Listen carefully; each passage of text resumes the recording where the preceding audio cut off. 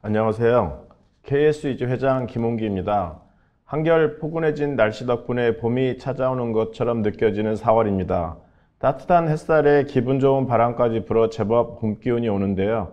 이러한 기운과 함께 오늘 패널 토크도 즐겁고 유익하게 진행해 보겠습니다. 이번 달 패널 토크는 ERP 운영 효과를 극대화할 수 있는 사례 엿보기, 사람 중심으로 알아보기 세션에 참석해 주신 여러분께 진심으로 감사의 말씀 드립니다. KSEG의 패널 토크는 행사장 입장 시 체열, 손 소독제 사용, 좌석 간 거리두기 및 아크릴판 설치 등을 시행하여 코로나 방역 수칙을 준수해 촬영 및 진행하고 있습니다. 오늘 패널 토크도 일부 딜로이트 오픈텍스트 PwC 전문가들의 발표와 2부 패널 토의 실시간 Q&A로 구성되어 있습니다. 진행되는 동안 실시간 댓글과 질문 많이 남겨주시면 사전에 주신 질문과 함께 Q&A 시간에 반영해서 진행하도록 하겠습니다. 우선 오늘 참석해 주신 세 분 소개해 드리겠습니다. 첫 번째 딜로이트 김성진 상무입니다. 안녕하십니까. 딜로이트 컨설팅 김성입니다. 저는 딜로이트 내에서 HRT 프랙티스 리더 역할을 하고 SAP SuccessFactors 총괄을 하고 있습니다. 만나 뵙게 돼서 반갑습니다. 네, 이어서 오픈텍스트 이정수 위원입니다. 안녕하세요. 오픈텍스트에서 SAP 관련 솔루션 컨설팅 업무를 담당하고 있는 이정수라고 합니다. 오늘 즐겁고 유익한 시간을 가질 수 있도록 최선을 다해 보도록 하겠습니다. 감사합니다. 네, 이어서 PwC 장원호 상무입니다. 안녕하십니까. PwC 컨설팅에서 ERP 구축과 경영관리 영역의 자문을 맡고 있는 장원호라고 합니다. 오늘 이 자리에 초대해 주셔서 감사드리고 저희 회사 사례로서 조금이라도 도움이 되는 이야기들을 해드리고 싶습니다. 감사합니다. 네, 오늘 진행되는 동안 실시간 질문과 댓글 많이 남겨주세요. 좋은 내용은 추첨을 통해 기프트콘을 드리며 Q&A 시간에 최대한 반영하여 답변 드릴 수 있도록 하겠습니다. 실시간 답변되지 못한 질문은 추후 KSEG 홈페이지에 올려놓겠습니다.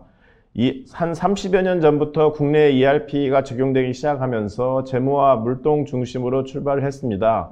이제는 인사관리 부문도 적용이 되고 있고 또 사용자들의 생산성 향상 및 상시 모니터링 체계 등을 통해서 ERP 운영 효율을 극대화하고자 합니다.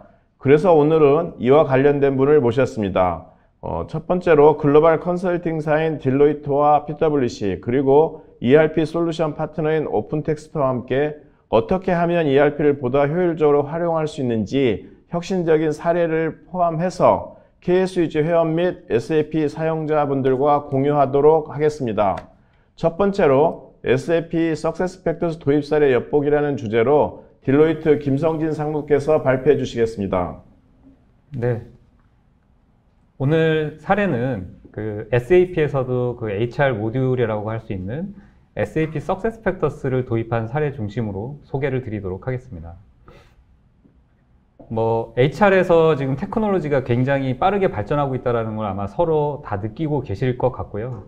그 중에서도 지금 SaaS 방식, 클라우드라고도 하는 이 클라우드 방식의 소프트웨어로의 전환이 지금 여기 통계치를 보시면 아시겠지만 한 4개 중에 3개의 기업이 2024년까지는 전환을 할 것이다 라는 예측을 하고 있고 실제 국내 주요 기업들이 그 전환을 검토하고 있는 중이고 이미 전환이 끝난 기업들 같은 경우에는 그것에 대한 고도화에 대한 내용들 특히 AI라든가 어널리틱스라든가 이런 쪽에 투자를 늘리고 있는 상황이 되겠습니다.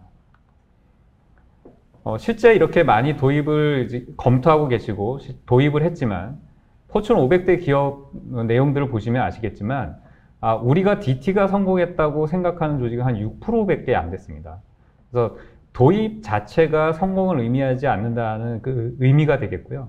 그러면 왜 그런 일들이 발생했을까 내용을 보게 되면 실제 그 경험 자체가 부족하죠. SaaS라든가 클라우드를 상용해 본 경험이 없기 때문에 그런 부분들이 있고 사전에 좀 준비 없이 유행이니까 시작하는 부분 또 다른 솔루션 도입할 때처럼 전체 솔루션을 다 도입해서 특정 솔루션을 쓰다 보니까 잘 안 맞는 부분들 이런 부분들에 대한 애로사항들이 좀 많이 나오고 있는 시점입니다.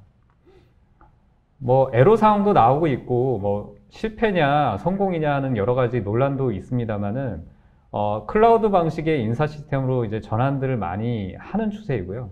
그 전환을 하는 가장 큰 목적 중에 하나는 이제 HR이 주체가 돼서 데이터도 직접 관리하고 어널리틱스도 인덱스하게 하는 쪽으로 하는데 이 클라우드 방식이 유리하다라고 좀 보고 있고요.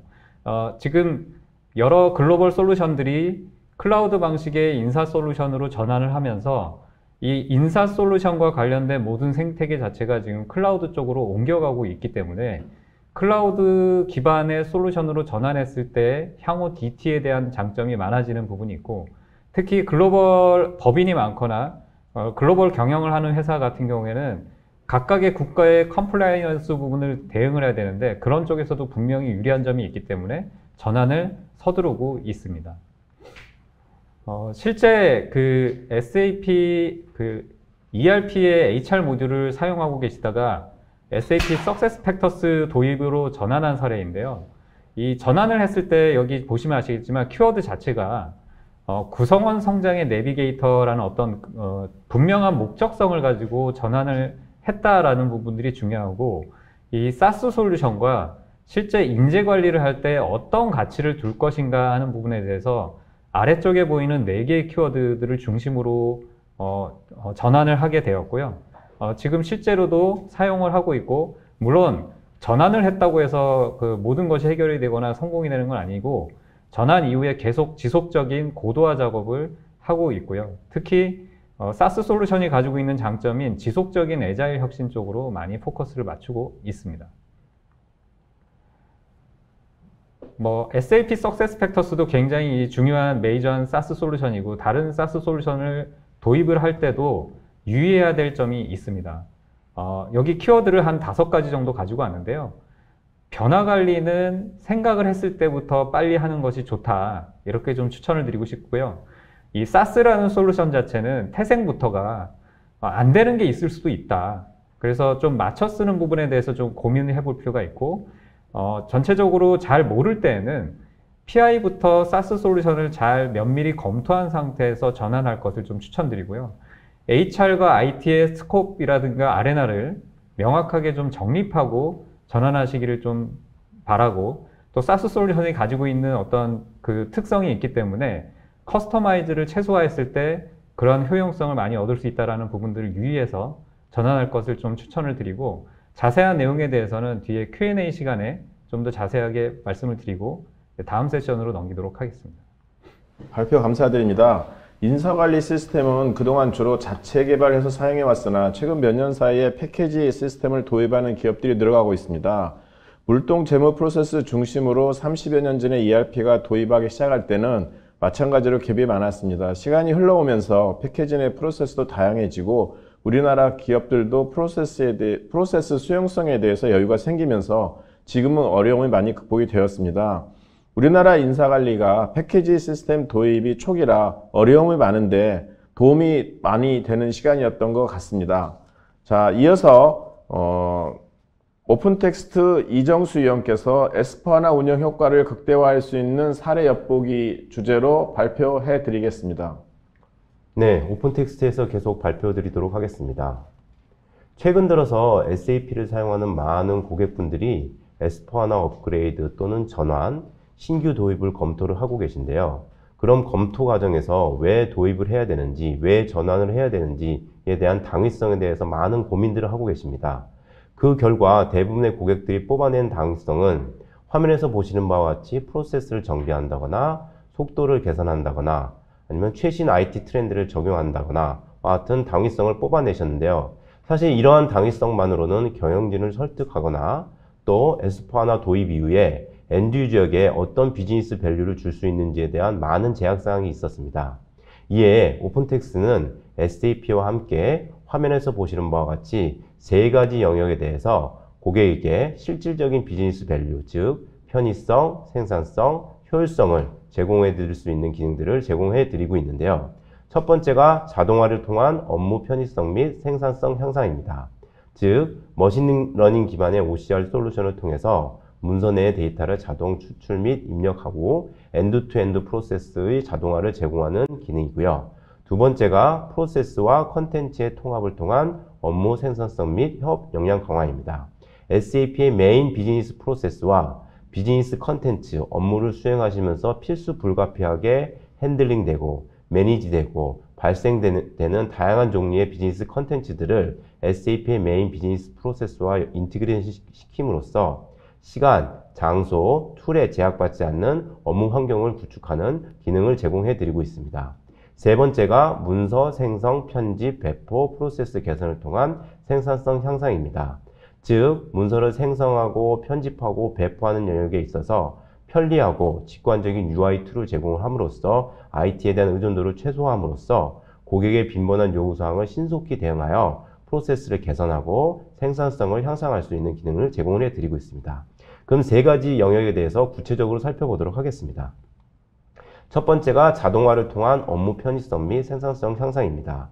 ERP의 메인 프로세스들이 많은 부분이 자동화되어 있습니다. 하지만 일부 영역들은 아직도 다큐먼트 베이스로 업무를 하고 계신 영역들이 있는데요.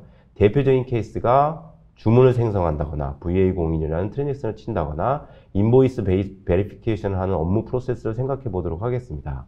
그런 업무에서는 아직도 많은 분들이 매뉴얼하게 키워드를 입력을 하고 뒷단의 프로세스를 SAP 내에서 매뉴얼하게 수행하고 계신데요. 저희 솔루션은 화면에서 보시는 바와 같이 다양한 채널을 통해서 들어오는 다양한 종류의 문서들을 1차적으로 키워드를 자동으로 OCR 기술을 이용해서 자동으로 뽑아내고 그 뽑아낸 데이터를 SAP의 ERP 마스터와 정합성을 체크한 다음에 필요하시면 관련 담당자분들과의 콜래보레이션 작업을 완료를 하고 궁극적으로 SAP에서 이야기하는 비즈니스 오브젝트를 자동으로 생성하는 엔드-투-엔드 자동화 솔루션이라고 이해해 주시면 될 것 같습니다. 두 번째가 프로세스와 컨텐츠의 통합을 통한 업무 생산성 및 협업 역량 강화와 관련된 기능입니다. 자, 업무를 SAP 내에서 업무를 하시면서 예를 들면 구매 업무를 생각해 보도록 하겠습니다. 구매 업무를 하시면서 관련된 컨트랙이나 관련된 쿼테이션이나 아니면 서플라이어하고 의사소통했던 이메일이나 관련된 컨텐츠들을 현재는 어떻게 저장하고 계십니까? 개인의 이메일이나 아니면 별도의 파일 시스템이나 별도의 파일 서버에 저장을 하고 계시겠죠. 자, 그렇게 하지 마시고 SAP의 메인 비즈니스 프로세스 내에서 관련된 비즈니스 컨텐츠들을 한 곳에서 볼 수 있는 화면을 인티그레이션 시킴으로써 화면에서 보시는 바와 같이 GUI, Fiori, 아니면 윈도우 탐색기, 팀스, 별도의 웹 화면에서 공통된 공간을 액세스 하심으로써 업무 생산성을 높일 수 있는 솔루션이라고 보시면 될 것 같습니다. 마지막으로 문서 생성, 편집, 배포와 관련된 프로세스 개선을 위한 통한 생산성 향상과 관련된 솔루션입니다. 자, 고객의 요구사항은 최근 들어 고객의 요구사항은 빈번하게 변하고 있습니다. 인보이스 아니면 마케팅 자료에 본인들이 원하는 데이터를 뽑고 신속하게 반영하기를 원하겠죠. 만약 그런 과정들이 복잡한 프로세스와 비직관적인 UI로 이루어진다면 많은 생산성 저하가 예상이 될 텐데요. 화면에서 보시는 바와 같이 직관적인 UI를 통해서 생성을 하고 마지막에 퍼스널라이제이션을 통해서 편집을 쉽게 하고 다양한 채널로 손쉽게 배포할 수 있는 솔루션을 통해서 고객에게 좀 더 높은 생산성 향상을 제공해 드리고 있습니다. 이상으로 저희가 오픈텍스트가 SAP와 함께 ERP 운영 효과를 극대화할 수 있는 솔루션 3가지에 대해서 말씀을 드렸는데요. 현재까지 아마도 오픈텍스트는 단순히 SAP 데이터와 컨텐츠를 저장하는 솔루션으로 알고 계실 텐데요. 오늘 자리를 통해서 업무 생산성과 효율성을 극대화할 수 있는 솔루션을 제공하는 회사라고 인식을 해 주셨으면 좋겠습니다. 이상입니다. 네, 좋은 내용 잘 들었습니다. 오늘 참석하신 분들 중에 일부는 오픈텍스트에 대해서 다소 생소하신 분들이 있었을 텐데요. 오늘 들어보시고 오픈텍스트에서 발매한 내용과 오픈텍스트라는 회사를 이해하는 데 좀 도움이 되었을 거라고 생각을 합니다. 우리들이 ERP 사용하면서 데이터뿐만이 아니라 관련 문서들이 많이 생성되고 활용되는 것을 느끼고 있습니다. 이러한 관련된 문서와 콘텐츠들이 제대로 관리되고 필요할 때 쉽게 활용될 수 있는 툴이 있으면 좋겠다 라고 느끼신 분들이 있었을 텐데요. 오늘 딱 그런 내용 소개해 드린 것 같습니다. 자, 다음 발표는 PwC 장원호 상무께서 SAP 기반 상시 지능형 리스크 모니터링 시스템 구축 사례 엿보기에 대해 이야기해 주시겠습니다. 안녕하십니까. PwC 컨설팅의 장원호입니다. 요즘 ERP 검토하시는 IT 기획팀의 그 고민은 S4HANA가 이제 화두가 된 지는 벌써 몇 년이 됐는데 이 S4HANA가 자랑하는 이 대용량 데이터 처리 기능 이게 비즈니스에서 실제적으로 어떻게 활용될 수 있고 어떤 베너핏을 줄 수 있냐 이걸 찾는 게 좀 고민 중에 하나이고요. 이제 또 하나는 이제 ERP 기반 데이터에다가 이 AI를 연계할 수 있는 영역이 뭐가 있냐. 지금 이제 고객 데이터라든가 뭐 설비 데이터, 그리고 이 현장의 생산 데이터에 지금 AI를 얹어서 활용하는 사례들은 많이 있습니다만, 좀 ERP에 축적되어 있는 이 거래 데이터들을 가지고 AI를 접목할 수 있는 이제 그런 영역은 어디가 있을지, 이제 이게 그 S4HANA 도입을 검토하시면서 투자 효과 혹은 이제 ERP 바꿔서 뭐가 바뀌었어? 이제 이런 질문이 왔을 때에 좀 대응하기 어려운 영역인 것 같습니다. 그 대답이 뭐 오늘 설명드린 사례가 다는 아니겠지만 이런 이제 대용량 데이터 처리와 그리고 AI와 ERP 데이터의 접목 사례로서 좀 리스크 모니터링 사례를 소개해 드리고자 합니다.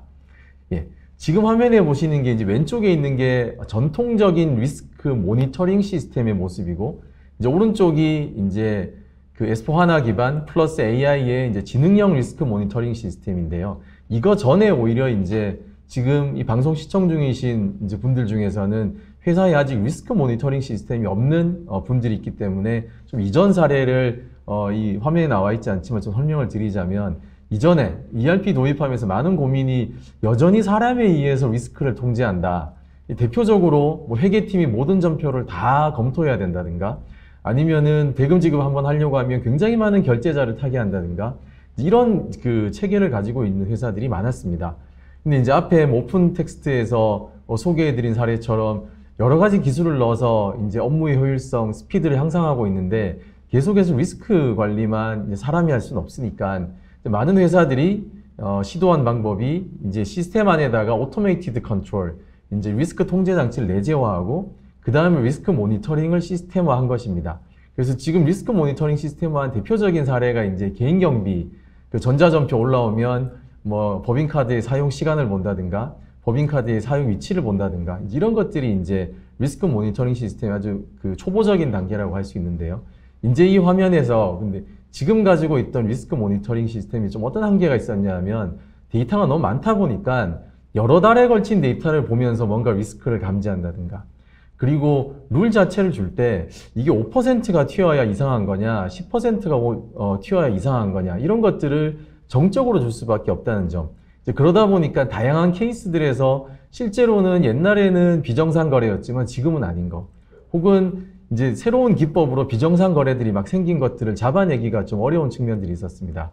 이번에 이제 저희가 어떤 회사에서 이 S4HANA 업그레이드를 하면서 두 가지 한 것이 바로 대용량 데이터를 이용해서, 그럼 예전에는 3개월치 보던 거를 6개월, 1년치를 보게 되면 더 많은 뭐 중복 지급의 사례라든가 트렌드를 볼 수 있게 된 것이고, 그리고 이제 사람이 뭐 5%, 10% 이렇게 이제 사람이 룰을 주던 것을 데이터를 학습하면서 이제 리스크 모니터링 시스템 자체가 이상의 징후, 이상의 정도를 정의하고 동적으로 변경할 수 있는 시스템을 만들었습니다. 시스템의 구성도는 이렇게 이제 생겼습니다. 왼쪽에 ERP를 포함한 여러 가지 레거시 시스템들이 있고, 리스크 모니터링 시스템은 별도로 만들면서 S4HANA DB를 활용을 했습니다. S4HANA DB 위에 이제 리스크 시나리오를 얹고, 이 리스크 시나리오를 계속해서 업데이트하고 내용을 가지고 있는 것들이 바로 룰과 위험의 정도를 측정하는 것과, 그리고 여기에 이제 AI 알고리즘이 붙어 있으면서 여기에서 판단할 리스크의 정보가 왼쪽의 거래 시스템에는 이 거래가 이상합니다 라는 실시간으로 서로 정보를 제공해 주는 것, 그리고 오른쪽에 이 피오리 화면을 통해서 리스크 전담 부서가 이제 리스크 지표들을 모니터링하는 이런 시스템을 구현을 하였습니다. 결론적으로는 지금 이제 얼마 전부터, 몇 년 전부터 이 내부회계 관리 제도가 또 중요한 이슈가 되면서 회사들이 이 엔드-투-엔드 사이클을 따라가면서 이미 리스크를 점검하는 사례를 가지고 계십니다. 여기에 이제 최근에 언론에 나온 여러 가지 이제 이 횡령 사례들이 좀 리스크에 대한 관심을 증대시키고 있는데요. ERP를 검토하시면서 이러한 ERP 효과를 극대화하는 방안으로서 이런 리스크 관리 체계를 한번 검토해 보시는 것도 도움이 될 것 같습니다. 감사합니다. 네, 좋은 내용 감사드립니다. 기업에는 여러 가지 유형의 리스크가 상존하고 있습니다. 리스크를 사전에 인지하고 부득이 리스크가 발생 시에는 빠르게 인지하고 싶어 합니다. 시스템을 잘 구축해도 프로세스가 제대로 작동되지 못하면 문제가 발생할 수 있고요. 연초에 많이 발생했던 회사의 자금관리 부정사고에서도 경험을 할 수 있었습니다. 더욱이 데이터량이 급증하고 프로세스가 복잡해지고 있는 상황에서 AI 등 신기술을 활용해서 예전보다 훨씬 효율적으로 활용할 수 있다는 것을 효율적으로 활용해서 리스크 관리를 할 수 있다는 것을 알게 되었습니다. 감사합니다. 자, 발표 시간이 5분으로 짧아서 많은 내용을 다루지 못한 아쉬움은 이제 남겨주신 사전 질문과 실시간 질문을 통해서 2부 패널 토의 및 Q&A 시간에서 다뤄보도록 하겠습니다. 오늘 이제 많은 분들이 사전 질문도 주셨고 또 그 실시간 질문 주시고 계시는데요. 오늘 내용이 ERP 운영 효과를 극대화할 수 있는 사례 엿보기라고 하다 보니 약간의 오해도 좀 있었던 게 오늘 준비한 내용은 ERP 운영 효과를 극대화하기 위해서 ERP를 사용하면서 부족한 부분들을 조금만 더 첨부해서 활용한다면 훨씬 ERP 운영 효과가 극대화할 수 있다. 또한 한편으로는 물동과 재무 중심에서 이제 인사도 패키지를 사용하고 있고 클라우드 베이스로 하기 때문에 이런 것들을 잘 접목하면 회사 입장에서 효율성이 극대화될 수 있다라는 식의 준비를 했는데 일부 이제 참여자분들께서는 ERP 자체의 솔루션의 어떤 운영 효과 쪽으로 포커스 주신 분들이 있는데요. 이런 분들은 저희가 오늘 14번째입니다. 저희가 초반에 그리고 중반에 ERP 운영 효과에 대한과 관련된 부분들의 내용이 많이 있으니까 과거의 패널 토의 내용과 Q&A 리스트를 좀 참조해 주시면 도움이 많이 될 거라고 생각을 합니다. 대부분 질문해 주신 내용들을 보면 그 내용에 포함되어 있다고 볼 수 있는데요. 비니빠님 같은 경우에는 ERP도 클라우드로 방향이 대세인가요? 당연히 클라우드 대세이고요.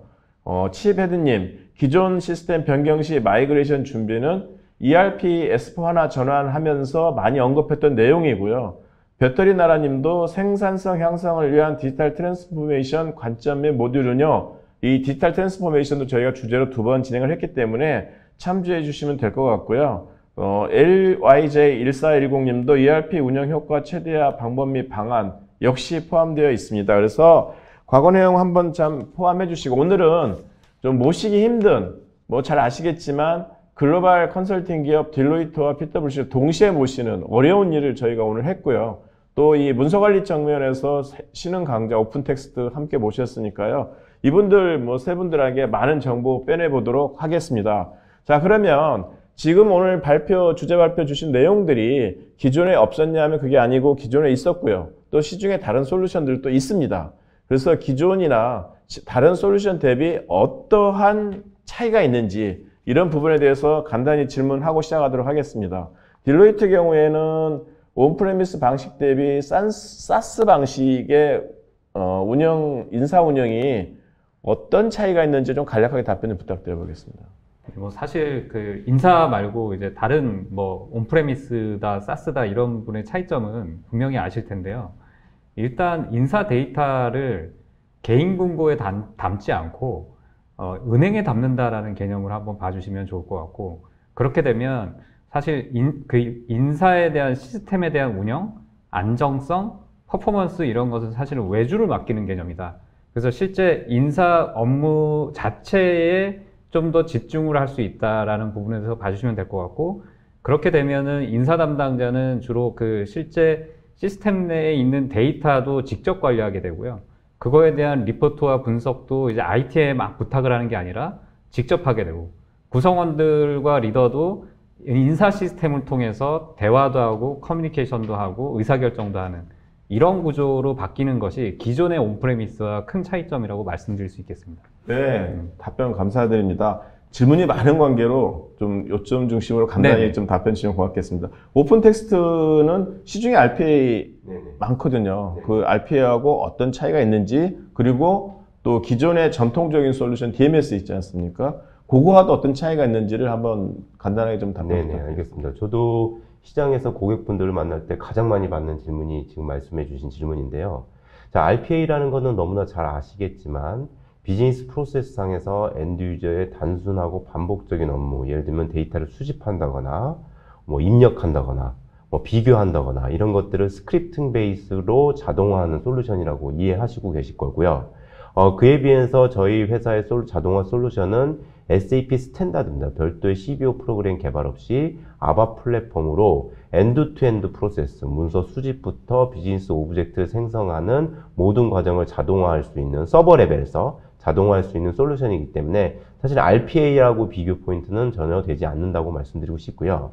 또 두 번째 질문이 SAP DMS라고 말씀을 하셨는데 SAP DMS하고 자체도 비교 자체가 안 됩니다. 사실은 저희 솔루션은 SAP DMS 또는 SAP 컨텐츠 서버라고 하는 것은 SAP에서 발생되는 컨텐츠들을 단순히 저장 목적으로 사용하는 솔루션이라고 이해를 하시면 될 것 같고 저희 회사 솔루션은 그 외에 저장 외의 목적들을 많이 가지고 있습니다. 즉 저희는 전통적으로 ECM 관련된 회사입니다. ECM이라고 하는 것은 다큐멘트, 컨텐츠에 대한 다양한 기능들, 체크인, 체크아웃, 검색, 워크플로우, 오디시나 이런 기능들을 제공하고 있고요. 추가적으로 아키텍처적으로도 SAP DMS 대비 훨씬 더 우수한 성능과 기능을 제공을 해드리고 있습니다. 네, 감사합니다. PwC의 질문은 ERP 사용하는 기업들이 리스크 모니터링을 시스템화하지 않았었거든요. 근데 그런 부분들을 이제 몇 년 전부터 시스템화를 하고 있고 그런 부분의 신기능을 통해서 이제 뭔가 이 상시 모니터링으로 이렇게 전환이 되고 있는데 이런 시스템화에 관심을 많이 갖게 되는 이유는 뭐라고 생각하십니까? 저는 결국은 이제 데이터가 늘어나는데 회사는 빨라져야 된다. 그러다 보니 사람이 일일이 다 검토할 수 있는 한계는 다다랐고 오히려 이제 어떤 그 회계팀 담당자가 이제 얘기를 해보면은 뭐 자기가 한 달에 이제 검토하는 전표만 뭐 50만 건이다. 뭐 이렇게 되면 이제는 사람이 검토하면서 비즈니스의 속도를 늦출 수는 없다. 이제 그러다 보니 시스템이 적발하는 뭐 예외사항을 감지하는 이런 모니터링 시스템에 대한 관심이 점점 늘어나는 게 아닌가 이렇게 생각됩니다. 이 질문 주고받는 사이에 뭐 재밌는 질문 하나 들어왔는데요. 김현철 7228님께서 비정상 거래를 잡아낼 때 오탐률이 어떻게 되는지 뭐 이렇게 됐어요. 이 부분도 이제 시간이 지나면서 개선이 되는 건지인데 오탐률이 어느 정도나 되나요? 근데 이제 오탐률이라는 게 이제 결국 측정하는 방법인데 네. 잡았는데 이게 실제로 이제 비정상이었냐를 네. 잡아내는 방법이 네. 있고 네. 척도가 있고 네. 그 다음에 실제로 모니터링 쪽에서 이게 비정상입니다라고 했는데 실제 비정상으로 판별되는 것의 척도가 있고 발생한 이 비정상을 다 잡아냈냐의 척도가 있는데 이 둘 사이에 트레이드오프가 있다 보니까 이게 이제 리콜과 프리시즌 사이에서 효과를 맞춰가는 것이고요. 이것은 어떤 척도라기보다 회사가 내가 좀 더 보수적으로 보겠다. 그러면 이제 보다 좀 넓게 이 비정상을 감지시키는 것이고 난 좀 불필요한 거는 안 띄웠으면 좋겠다. 그러면은 이제 이 프리시즌을 높이는 것이기 때문에 뭐 절대적으로 몇 %다 이렇게 얘기하기는 좀 어려운 것 같습니다. 그렇죠. 예. 저도 이제 들여다보면 이 상시 모니터링 시스템이라는 게 문제에 있는 거를 하나하나 끄집어내는 개념일 수도 있지만 그건 극히 적은 거고 우리가 이제 ERP나 지금 세 분 공이 주셨지만 엄청난 데이터가 발생을 하거든요. 관련된 부문에 있는 사람들이 그 데이터를 다 볼 수는 없거든요. 그럴 때 이 모니터링 시스템을 통해서 문제의 가능성이 있는 것들을 추출해줘서 아주 적은 데이터를 사람이 실제 보고서 문제가 있는지 없는지를 접근하도록 하는 것도 굉장히 큰 의미가 있다고 생각하기 때문에 그죠?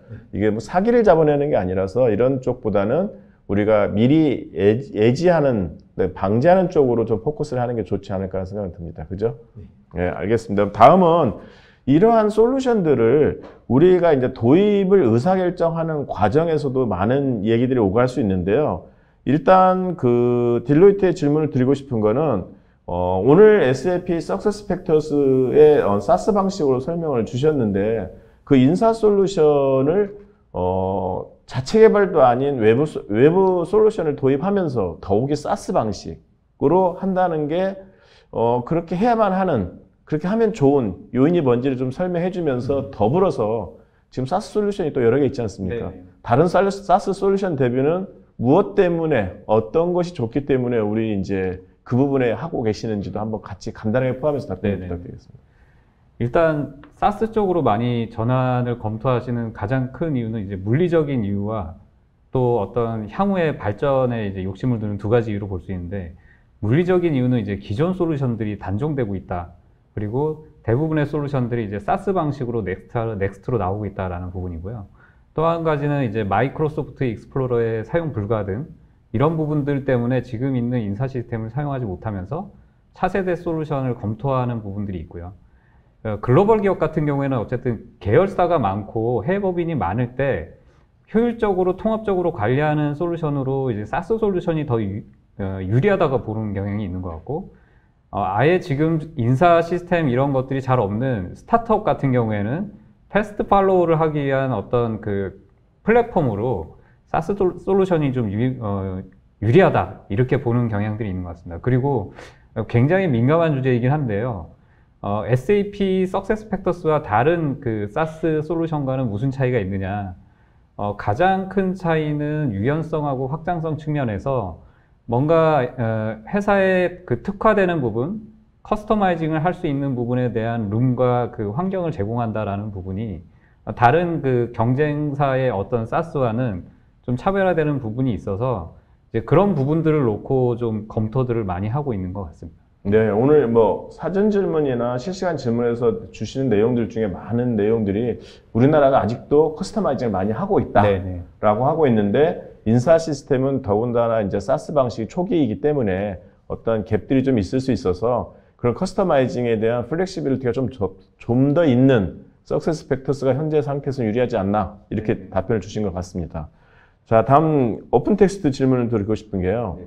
우리가 그 S4HANA로 업그레이드를 하거나 도입할 때 장점들로 뭐 프로세스나 속도 개선 또는 최신 IT에 이렇게 가고 있다, 디지털 트랜스포메이션을 용이하게 할 수 있다, 이런 이유들로 하고 있는데, 그거 가지고 약간 부족하다는 생각을 하고 있는데, 고객들 입장에서, 유저 입장에서 어떤 편의성이나 생산성, 효율성, 또 ERP 데이터 외에 ERP와 관련된 부속 데이터들, 이런 것까지를 포함해서 뭔가 좀 더 효율적인 거, 밸류를 추구하는 거를 원하고 있는데, 그런 측면에서 이제 오픈 텍스트는 제안을 많이 할 거라고 생각이 되어져요.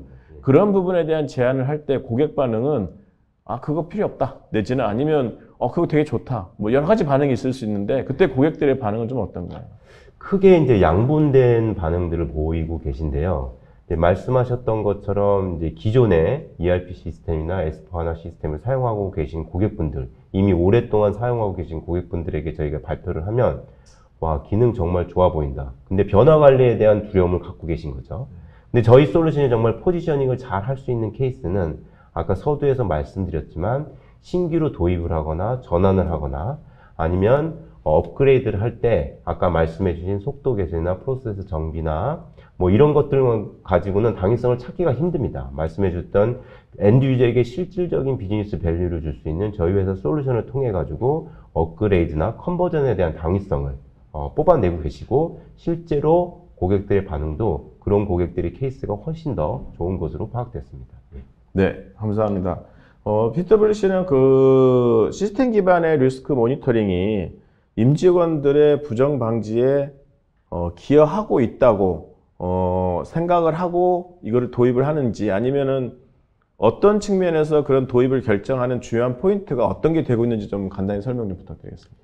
예, 이제 부정 이렇게 얘기하는 게 좀 이제 정말 부정적인 것 같아서 실수와 부정을 좀 같이 하면 모든 게 약간 이제 명암이 있는 것 같습니다. 실수 같은 경우는 이제 결국 뭐 꼭 ERP뿐만 아니라 여러 시스템 써보시면 내가 저장하기 전에 시스템이 이게 저번에 했던 뭐와 좀 다른데 이거 정말 저장하실 겁니까? 이제 이런 질문 띄워주면 실수를 방지해주는 효과가 확실히 있습니다.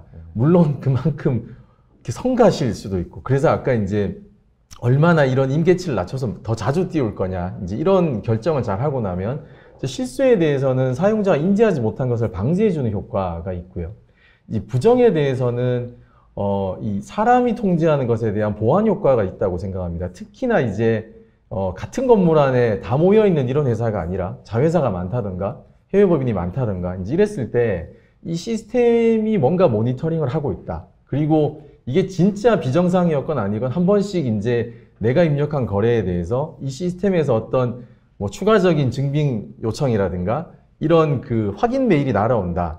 이제 이 자체로 부담을 가지게 되는 것 같습니다. 이게 그냥 멀리 떨어져 있지만 이 내가 하는 행위가 시스템에 들어가고 이 시스템에 있는 이 데이터가 어떤 룰에 의해서인지 모르지만 모니터링 되고 있구나. 이게 뭐 임직원 입장에서 기분이 나쁠 수 있지만 또 부정을 방지하는 데 있어서는 또 실질적인 포착이나 이런 효과도 있고 그리고 좀 사전적인 얼람 이런 좀 경각심을 불러일으키는 효과가 있다고 생각을 합니다. 네.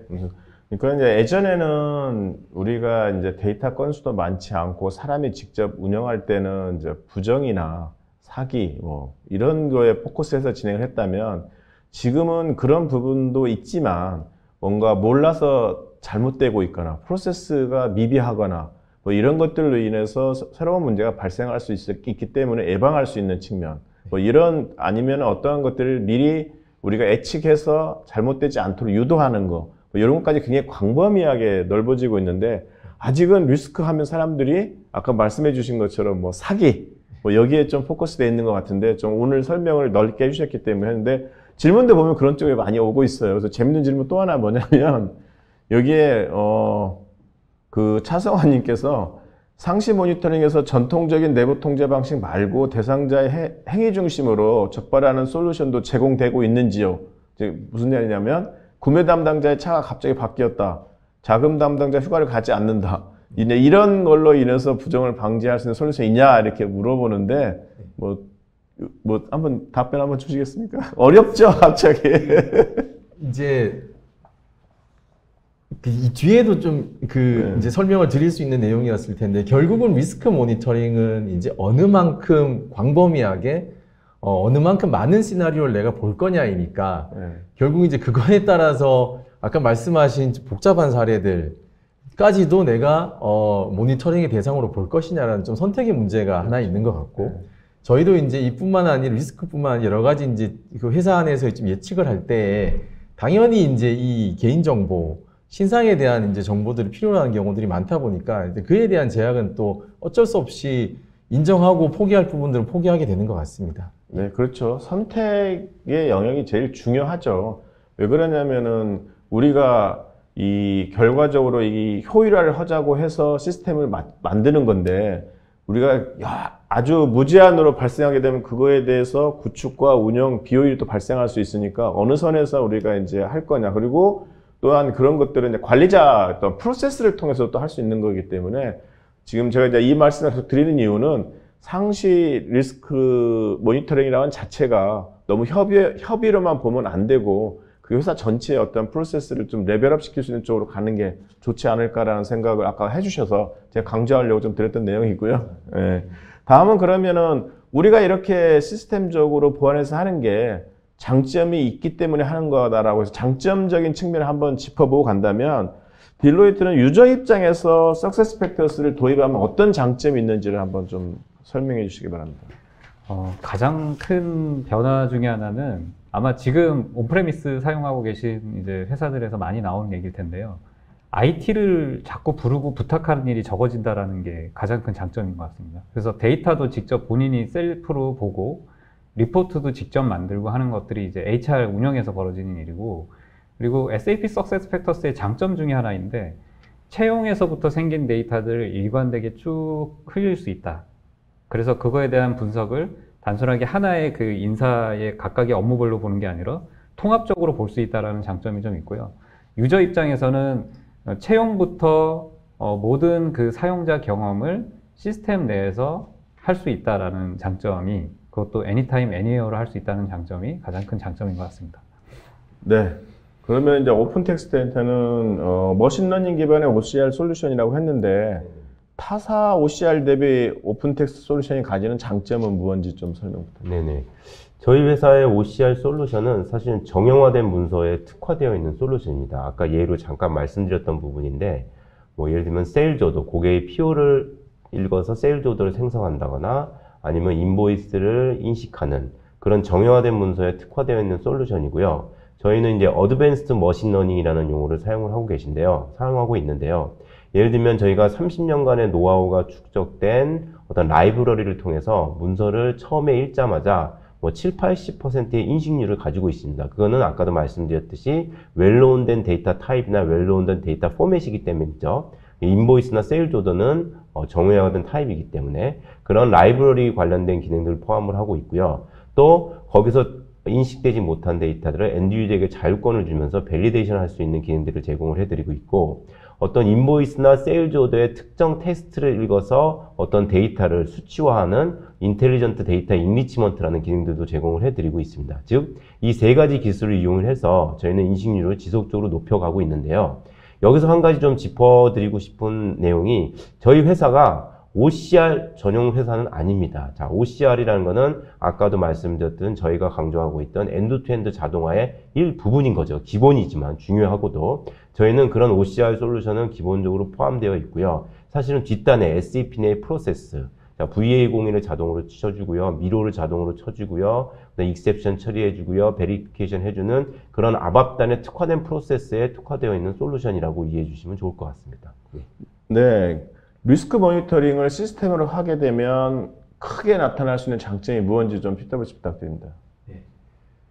시스템화 자체는 이제 개인에 의한 편차를 줄인다.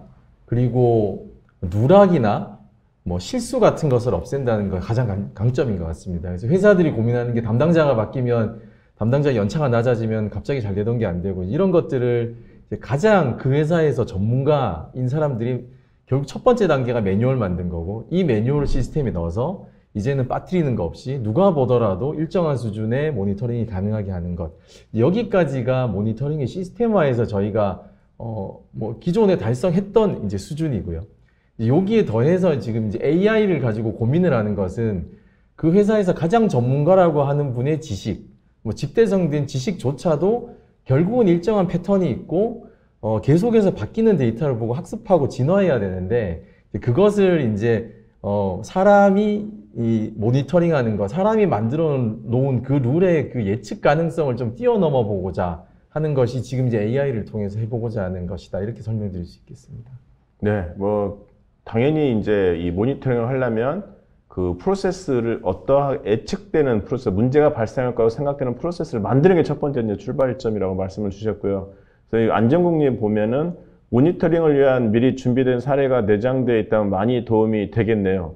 당연히 되겠죠. 그렇지만 이제 기본적인 건 들어가 있겠지만 업의 특성이나 회사의 특성에 대한 것들은 추가로 만들어야 되겠죠. 네, 그렇습니다. 네.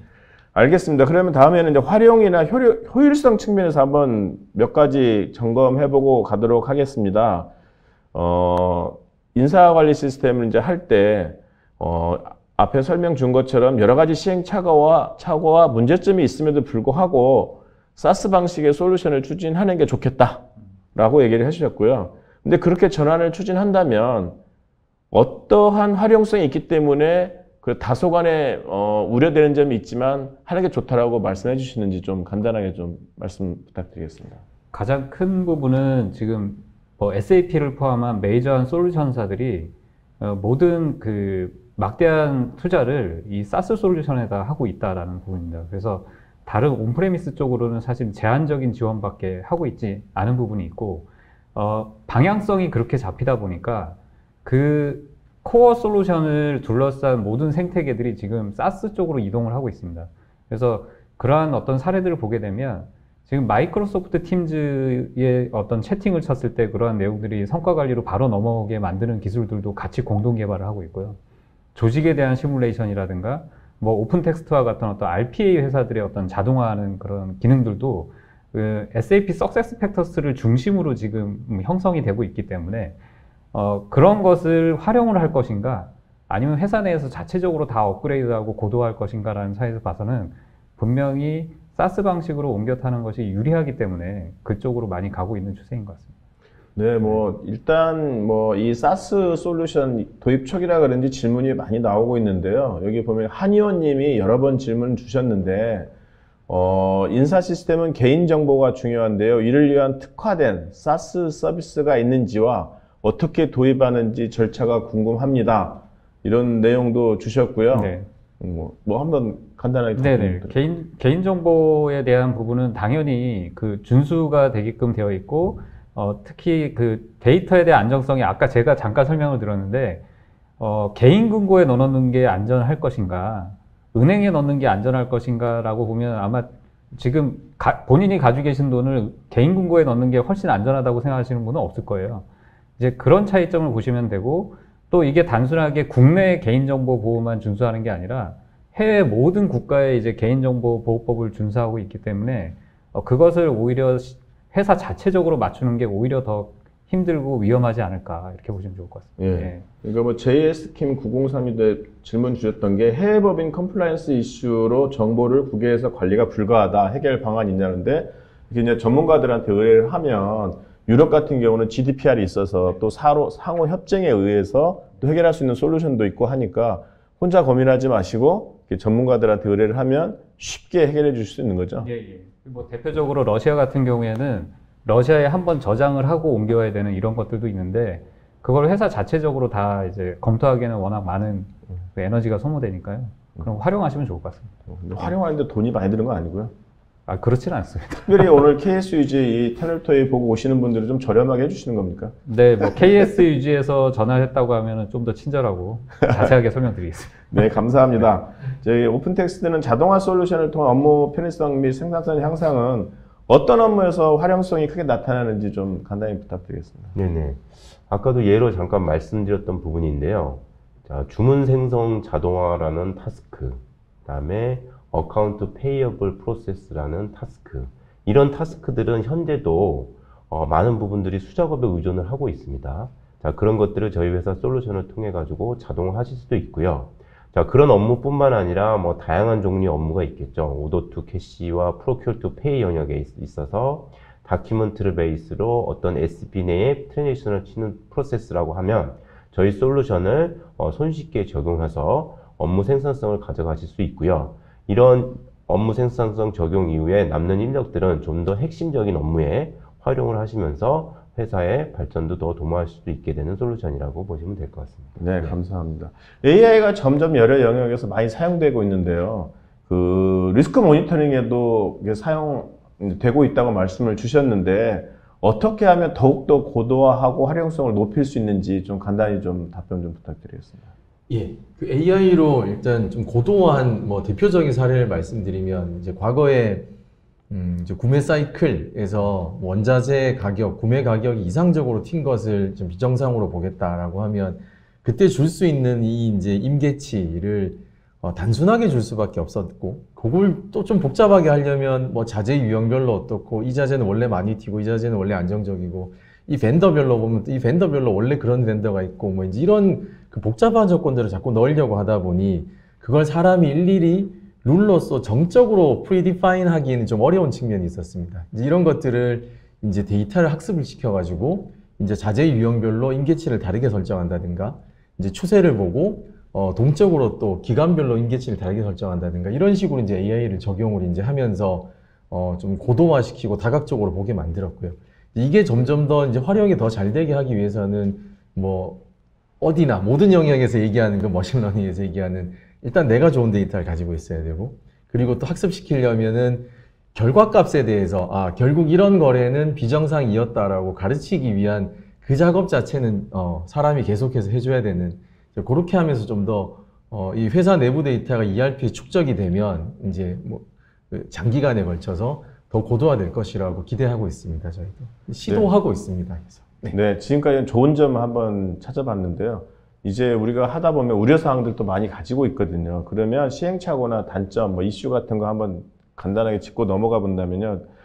딜로이트에는 석세스팩터스 같은 사스 방식의 인사 솔루션을 도입할 때 시행착오 많이 할 수 있어요. 그죠? 네네. 그 시행착오를 줄일 수 있는 팁 좀 소개시켜주면 좋겠습니다. 네. 가장 중요한 거는 이제 솔루션이 어디까지 서비스를 제공할 수 있는가라는 부분하고 우리의 인사제도와 차이가 얼마 나는가에 대한 부분을 좀 사전에 좀 분석을 하고 접근을 하시면 시행착오를 줄일 수 있지 않을까? 이 부분을 좀, 사전에 짚지 않고 했을 때 갭이 너무 클 때 이제 발생하는 여러 가지 문제점들 때문에 항상 고민을 하고 계시거든요. 그래서 사전에 좀, 잘 선수 학습을 하고 만약에 그게 어렵다면 PI 프로젝트들을 통해서 사전에 준비하고 하시는 방법이 시행착오를 줄이는 방법이라고 보여집니다. 네, PwC는 방금 직전에 이제 AI 많이 설명을 주셨는데 AI도 한계나 단점이 있지 않을까요? 이제 요즘은 이제 머신러닝 AI를 많이들 아시니까 그 들어보신 얘기 중에서 예, 기계가 이게 이상하다고 했는데 왜 그랬는지 모르겠다. 이게 이제 리스크에도 똑같이 이제 적용이 됩니다. 이게 사람이 주는 거면 예를 들어 며칠 이상 된 오픈 아이템은 이상하다고 봐. 그럼 이 룰을 사람이 준 것이고 전기 대비 이 계정 광고 금액이 몇 % 이상 튀면 빨간불 이러면 사람이 준 거니까 왜 빨간불인 줄 아는데 결국 이제 이 머신러닝으로 학습시킨 것은 여러 가지 다각적으로 룰을 줬다. 이 말 자체가 이제 해석하는 사람한테는 더 어려울 수 있다는 단점이 있습니다. 그러면서 이걸 더 복잡하게 가져가면 뭐 세 가지 모델을 돌려보고 보팅을 해서 뭐 또 퍼센트를 뽑고 이런 식으로 자꾸 가게 되면 빨간불이 떴는데 이 룰을 내가 준 게 아니니까 해석하는 사람이 아 이게 왜 빨간불이지? 이런 거를 이제 해석하기가 어렵다는 것은 뭐 머신러닝의 한계라기보다는 모든 영역에 이제 지금 저희가 머신러닝을 적용할 때에 좀 보편적인 이제 고민이 되는 사항이고 리스크 관리에서도 똑같아서 이제 계속 이제 저희는 이게 사람이 하는 일과의 보완이다라고 하는 게 결국은 이제 징후를 띄워주면 그것을 보고 판단하고 마지막 판별은 사람이 하는 것이기 때문에 그렇게 좀 보완적으로 나가야 되는 뭐 한계를 가지고 있습니다. 결국 석세스 팩터스도 사람이 프리디파인드 하고 시스템 구축하고 상시 모니터링도 사람이 그런 이상 징후에 대한 케이스를 사진에 좀 디파인하고 시스템하고 또 마지막 판단 사람이 하고 네. 결국은 시스템과 프로세스가 적절히 연계됐을 때 그리고 더욱더 중요한 건 사람의 역량이 좀 더 보태진다면 효과는 극대화될 수 있겠죠. 자, 그러면 시간 관계상 딜로이트한테만 한 번 더 뭐 이 우려사항 한번 여쭤본다면 석세스 팩터 구축 이후에 발생할 수 있는 이슈들이 있을 거라고 생각이 되어져요. 네. 그거하고 그 다음에 석세스 팩터를 도입할 때 실패하는 경우가 있잖아요. 네네. 그 실패하는 경우에 실패 사례를 통해서 볼 때 이 시사점이 있을 거예요. 이렇게 하면 실패한다. 이렇게 하지 마라. 뭐 이런 내용들이 있을 텐데 그런 내용들을 한번 좀 묶어서 좀 답변 네. 부탁드리겠습니다. 일단 좀 후자에 대한 질문을 좀 답변드리고 싶은데 아까 말씀드린 내용에 사실 많은 게 포함이 되어 있습니다. 그냥 뭐 A사가 구축을 했으니까 우리도 한다라고 접근하는 방식이 가장 실패 확률이 높고 들어와가지고 왜 이거는 안 돼, 왜 이런 건 안 돼 라는 부분 또 한 가지는 우리 회사는 다르다. 그래서 커스터마이즈가 안 되면 쓸 수 없다라고 접근하시게 되면 아까 제가 말씀드렸지만 한국에도 안 되는 게 있습니다. 그런 관점으로 접근하셨을 때 가장 실패 확률이 높은 것 같고요. 그리고 그러니까 오픈하고 운영했을 때 가장 많이 나오는 불만 중에 하나가 결국에는 UI UX입니다. UI UX가 왜 이렇게 불편하냐 하는 거와 그리고 속도에 대한 이슈가 뭐 굉장히 많이 나옵니다. 내부에 서버가 있을 때와 지금 이제 국내에 데이터 센터를 두지 않고 서비스를 하는 경우가 많다 보니까 특히 그 어떤 그 네트워크의 갭이 있다 보니 그런 내용들이 좀 많이 나오고 있고요. 그래서 일단 이런 부분들에 대한 좀 그 부작용을 줄이기 위해서는 처음부터 사전에 UI, UX를 많이 경험하게끔 하는 방식들 그리고 이 속도에 대한 부분은 좀 그 SAP나 이런 데서 투자를 좀 더 해야 되지 않을까 하는 것들이 좀 필요한 것 같고 실제 또 다른 밸류를 좀 많이 어필하시는 게 과거에는 이 데이터들을 집적해가지고 분석해가지고 보여주려면 보통 3, 4일이 걸렸거든요. 근데 이거는 사실 클릭하면 2, 30초가 걸려서 느리다고 생각하시는데 2, 30초 만에 볼 수 있다는 게 사실 밸류다 라는 쪽으로 좀 접근을 해보시면 좋지 않을까 하는 생각이 듭니다. 제가 오픈 텍스트한테는 질문 하나 드리고 싶은 게 아까 설명 중에 SAP 프로세스와 컨텐츠의 통합이다. 네네네. 이런 내용 주셨는데 네네. 사례를 통해서 좀 알기 쉽게 간단히 좀 답변 좀 부탁드리겠습니다. 네. 먼저 그것을 이해하기 위해서는 SAP의 이제 밸류 체인을 좀 잠깐만 살펴보도록 하겠습니다. 뭐 프로덕트 디벨롭먼트부터 R&D, 뭐 세일즈, 프로큐어먼트, 커스터머 서비스 이런 다양한 밸류 체인이 있는데 예를 들면 R&D 부분을 살펴보도록 하겠습니다. 거기에 핵심 타스크는 아마도 프로젝트나 포트폴리오 관리와 같은 영역이라고 할 수 있겠는데요. 당연히 프로젝트와 포트폴리오를 관리를 하시고 생성을 하면서 필수 불가피하게 많은 종류의 컨텐츠들이 발생합니다. 프로젝트 킥오프라든지 회의록이라든지 플레인이라든지 분석 자료라든지 이런 것들 수많은 내용들이 많이 발생을 하고 또 하나의 프로젝트나 포트폴리오 상에서 관련 담당자분과의 협업 과정이 되게 많이 필요한데 저희는 이런 SAP 내에 예를 들면 PPM 솔루션을 통해 가지고 관리되는 프로젝트와 그런 컨텐츠들을 관리하고 있는 ECM 공간을 통합시킴으로써 SAP의 프로세스 상에서 업무를 바로 수행하실 수가 있게 됩니다. 그러면 담당자분 입장에서는 불필요한 시스템에 로그인하실 필요 없이 그렇게 됨으로써 업무 생산성과 또 추가적으로 내부 팀원들 간의 뭐 협업 역량이 강화된다거나 그런 예를 좀 생각해 보시면 이해가 되실 거라고 생각합니다. 예. 네, 여러 가지 문제점이나 우려사항이 있지만 그럼에도 불구하고 도입을 한다고 하면 이제 또 신경 쓰이는 것 중에 하나가 구축기간이나 예산이 얼마나 들어갈지 이런 부분이 있을 수 있는데요. 석세스팩터 시 구축과 운영 시 비용 관점에서 이러한 것들을 하게 되면 실제 안 했을 때보다 실제 절감이 많아지고 효과가 있는지 그런 측면에서 좀 한번 답변 좀 부탁드리겠습니다. 사실 좀 환경적인 문제가 있는데 아직 그 국내 석세스 팩터스를 이제 구축할 수 있는 컨설턴트 풀이 작다 보니까 인건비 차원에서는 조금 비싼 부분이 좀 있습니다. 그런데 기간 측면에서는 당연히 이제 온프레미스보다 구축 기간이 적고요.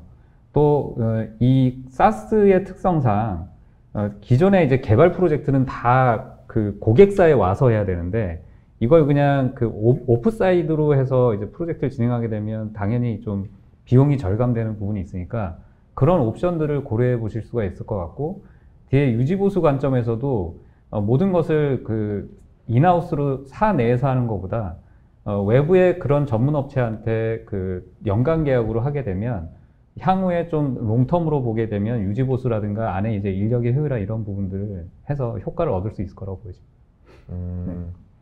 실제 그렇게 나타날까요? 네네, 실제로 뭐 나타난 사례를 보게 되면 실제 구축하고 모든 그 유지보수를 이제 AMS라는 형태로 바깥으로 뺀 회사가 있는데 내부에는 그 컨택 포인트 한 명만 남겨놨습니다. 그리고 그분이 인시던트 관리를 다 하고요. 네. 알겠습니다. 그러면 리스크 모니터링 시스템을 구축한다면 구축 기간이나 예산을 결정하는 주요 요소가 뭐가 될 수 있을까요? 시나리오의 개수가 일단 1번입니다. 시나리오의 개수라 함이 내가 매출 쪽을 보겠다, 매입 쪽을 보겠다. 그러면 이제 거기에서 시나리오를 써야 되는 컨설턴트가 필요하고, 두 번째 이제 그 요인은 이 머신러닝 혹은 AI를 어느 만큼 쓸 거냐에 대해서 솔직히 말씀드리면 회사가 약간의 불확실성을 감수하면서 많이 투자할 거냐, 시도를 많이 해볼 거냐, 좀 이런 그 회사의 판단이 필요합니다. 왜냐하면 아까 말씀드린 사람이 룰을 주는 것보다 얘가 룰을 주는 게 데이터를 넣어봤더니 더 유효하냐, 그리고 실제 실용적으로 잘 사용할 수 있냐 했을 때 해봐야 아는 것들이 아직까지는 한계가 있어서 예산을 결정하는 요인은 첫째가 이제 시나리오의 개수, 두 번째가 내가 이제 AI나 머신러닝을 해보겠다 그러면 그만큼의 그 데이터를 가져오고 처리하는 로직을 개발하고 하는 그 이제 개발자, 엔지니어들의 공수가 들기 때문에 그 두 가지 요인에 의해서 좀 예산이 크게 결정된다 이렇게 말씀드리겠습니다. 알겠습니다. 들어보니 뭐 PwC는 약간 SI성 뭐 이런 개념이고 딜로이트와 오픈텍스트는 이제 솔루션 베이스로 가는 것 같은데요. 뭐 최성태님이 최소 라이선스 수량이 있느냐, 또 에비앙님은 직원 수 규모에 따라 구축 비용을 다르게 가져가는 옵션이 있느냐 이렇게 물어봤는데 이런 것들을 포함해서 딜로이트와 오픈텍스트에서 이런 걸 할 때 라이선스나 그 비용이 어떻게 될 건지 좀 간단히 좀 답변 좀 부탁드리겠습니다. 네네. 뭐 사실은 SAP 석세스팩터스 예로 좀 말씀드릴 수밖에 없는 것 같은데 그 정책은 사실은 SAP에서 정한 정책을 그대로 가져가고 있고요. 그래서 HR 코어 같은 경우에는 1000명이 이제 최소 수량이고 나머지 이제 다른 뭐 성과 관리라든가 이런 부분들은 최소 수량이 거의 없는 것으로 각각의 유저수 베이스로 가고 있는 것으로 좀 알고 있고요. 다른 어떤 아까 직원수 단위로 이제 구축비가 줄어들 수 있느냐 하는 부분인데 그건 사실은 이제 업무의 양은 같기 때문에 직원수 베이스로 줄어들지는 않고요. 아까 말씀드린 대로 온사이트로 구축을 하느냐, 오프사이트로 구축하느냐에 따라서 좀 선택지가 있을 수는 있습니다. 네. 예, 뭐 자세한 사항은 뭐 영업사원을 통해서 구체적으로 답변을 드릴 수 있겠는데요. 저희가 아까 말씀드렸던 세 가지 영역의 솔루션이 또 최소 수량 라이센스 방식이 다 상이합니다. 예를 들면 자동화 같은 영역은 뭐 제일 우려하시는 유저 베이스는 절대 아니고요. 생성되는 자동화에서 생성되는 트랜잭션 베이스로 움직이고 있고요. 그 다음에 가운데 설명드렸던 어떤 SAP 비즈니스 프로세스와 컨텐츠를 통합하는 거는 SAP의 유저 타입하고 동일하게 세팅이 됩니다. 이건 불행히도 유저 타입이 최소 라이센스가 되겠고요. 네, 문서 생성과 관련된 것도 마찬가지로 저희가 제너레이트하는 문서 생성 개수에 따라서 최소 수량이 결정됩니다. 아까도 말씀드렸지만 직원 수에 따라서 이제 결정되는 로직은 아니고요. 가운데 솔루션만 빼고는 유저 타입이지만 나머지 첫 번째, 두 번째 같은 경우는 트랜지션 타입이기 때문에 직원 수하고는 무관한 라이선스 체계를 갖고 있습니다. 네, 뭐 많은 바쁘게 활동하시는 세 분 어렵게 자리에 모셨는데요. 세 분들께서 이제 패널 토의가 끝나가니까 내 역할이 끝난다라고 생각하실 텐데 안 끝나시는 거 아시죠? 예, 지금 뭐 사전 질문이나 실시간 질문 주신 것 중에 제가 극히 일부밖에 못 드렸거든요. 그래서 질문 드리지 못한 내용은 끝나고 저희가 드리면 세 분은 좀 성의껏 답변을 해서 저희한테 주시면 저희가 홈페이지에 올려서 저희 질문하신 분들에게 보실 수 있도록 해드리겠습니다. 바쁘신 와중에도 꼭 신속한 답변 정리해서 부탁드리겠습니다. 네, 알겠습니다. 오늘 제가 중간에 말씀을 드렸다시피 ERP 운영 효과를 극대화한다고 하다 보니까 ERP 운영을 극대화한다는 내용이 굉장히 다양한 방면에서 이해될 수 있습니다. 그래서 ERP 자체도 있고 연관성도 있고 많은 부분이 있는데 질문 내용 주신 것 중에 최영빈님께서 출장 경비 지급 사용 내역을 자동적으로 처리할 수 있느냐, ERP에서 발생하는 내용을 연관된 시스템과 오늘 발표해드린 것처럼 유관된 시스템과 연계를 하면 자동으로 끌어다 디지털 증빙을 만들어서 쉽게 보고 분석해 볼 수 있는 솔루션들이 SAP 컨커도 있고 국내 솔루션 비즈플레이도 있고 경비 처리와 관련된 솔루션들이 있습니다. 그래서 이러한 주제를 가지고도 조만간 다시 한번 찾아볼 계획에 있고요. 또 유지트리님이 언택트 시대에 비대면 업무가 많은데 ERP보다 더 신속하고 효율적으로 활용할 수 있는 혁신 방안이 있느냐? 나나님도 재택근무가 많아지는데 효과적인 ERP 운영 방안이 있느냐? ERP 자체가 효과라기보다는 ERP에 부과해서 효과를 낼 수 있는 것들이 많은 게 비대면에서 우리가 제일 많이 활성화하고 있는 게 화상회의 하고 있고요. 그 다음에 포탈을 통해서 우리가 이제 주고받는 내용들을 모바일로 할 수도 있고요. 그 다음에 협업 툴을 활용을 해서 협업 툴을 가지고 이제 일을 할 수도 있고, 이런 내용이 많기 때문에 아마 이런 내용도 아마 모아서 한번 좀 소개해 드리고 싶은 생각은 있습니다. 어쨌든 오늘 또 많은 질문 주셨는데 답변을 다 포함하지 못해서 미안합니다. 일단 오늘 내용 정리해 보도록 하겠습니다. 4월 KSE 패널 토크 주제를 ERP 운영 효과를 극대화할 수 있는 사례 엿보기를 했는데요. 시간 관계상 많은 내용을 포함하지 못했지만 좋은 내용은 많이 있었던 것 같습니다. 오늘 또 패널 토크 후기를 홈페이지에 남겨주시면 추첨을 통해서 기프트콘을 드립니다. 듣고 싶은 주제나 다양한 의견도 함께 남겨주세요. 지난번에 말씀드렸던 KSUG 게더타운이 다음 주 월요일 4월 11일에 오픈됩니다. 실시간으로 SAP 사용자들끼리 소통할 수 있을 뿐더러 KSUG의 각종 소식 및 KSUG의 많은 파트너사들의 자료들을 준비했습니다. 재밌고 쉽게 참여할 수 있는 이벤트들도 마련했으니 많은 방문 및 참여 부탁드립니다. 좋은 의견은 언제라도 KSU 홈페이지 자유 게시판에 남겨주십시오. 다음 달 패널 토크는 5월 13일 금요일에 진행됩니다. 많은 참여, 변함없이 많은 참여 부탁드립니다. 참여해주신 모든 분들께 감사드리며 봄의 향기를 만끽하시고 항상 건강에 유의하시기 바랍니다. 5월 달에 다시 찾아뵙겠습니다. 감사합니다. 오늘 참여해주셔서 감사드립니다. 감사합니다.